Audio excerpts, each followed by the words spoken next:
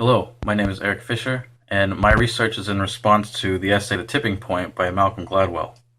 My first source is by one of the authors of the so-called broken windows theory that Gladwell refers to in his essay. It's by George L. Kelling, and it's titled Why Do People Stop Committing Crimes? An Essay About Criminology and Ideology. Now, this source provides a historical backdrop to the events and the political changes that preceded the sharp drop in crime in the 1990s. It discusses the precedents which correlate to the steady increase in crimes from 1960 to the late 1980s, such as urban renewal, highway reconstruction, public housing development, and the campaign for these arbitrary rights, as he defines in the essay, of certain populations, namely juveniles. And it also contrasts the explanations for social science explanation of the drop in crime, root cause versus the broken windows theory, arguing that not only is the root cause relationship very weak, but it also may have caused some damage in the first place. Now, my next source is by another author who co-authored the theory with Kelling. His name is James Q. Wilson. This is taken from a speech he gave in 1995. Entitled What to Do About Crime, Blaming Crime on Root Causes. Now, in this speech, he examines and differentiates property crime, such as burglary and theft, and violent crimes, such as assault and homicide, and discusses the myths surrounding the crime statistics and incarceration reform present in the United States in the 1970s and 1980s. He also discusses the root causes of crime, those being racism, decentralization, poverty, and he redefines root causes as family and neighborhood. So he focuses more on the family and the neighborhood of the individual more than, say, their race or their class, etc. And in his article, his ultimate goal of crime reform, as he espouses, is to bolster the support of children of the nation so that they might have the opportunity and the desire to reject a criminal lifestyle. Now, my third source is more of a response, a critical response to the other authors. This one's by David Thacher, entitled Order Maintenance Reconsidered, Moving Beyond Strong Causal Reasoning. Now, the reason I chose a critical piece is because when doing a research paper, I prefer to have less of an echo chamber and more of a discussion.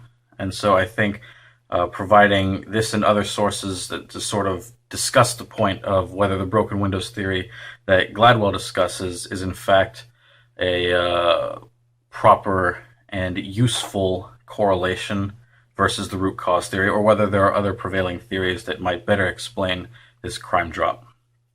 Now, in his paper, Thacher defines strong causal reasoning in the context of the broken windows theory and expresses the dangers of applying such reasoning to the punitive justice system.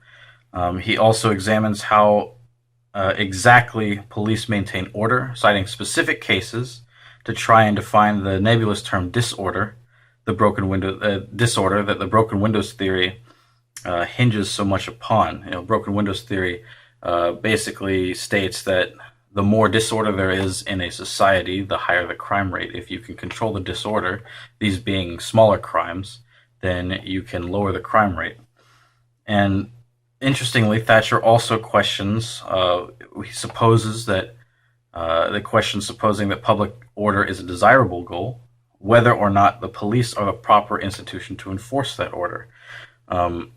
He also argues, after asking the question, that without the accountability and the formal involvement of the police, other community efforts, such as an informal community neighborhood watch or a community institution developed to get rid of crime, would eventually cease to take responsibility of the efforts.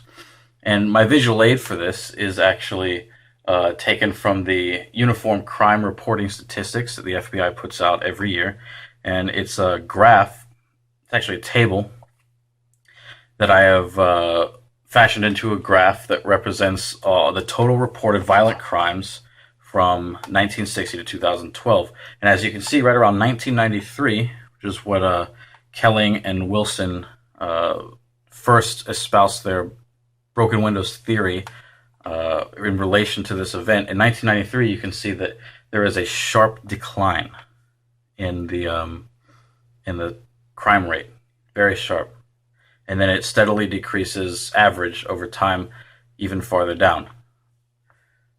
So these are my three sources. I will primarily be using to discuss my research paper. I may find others, but like I said before, I want to form more of a discussion around the topic that Gladwell proposes, and try to find some insight as to whether the broken windows theory is the most appropriate correlation to associate with this drop in crime rate, or maybe if there's another, such as root causes, that can explain it better.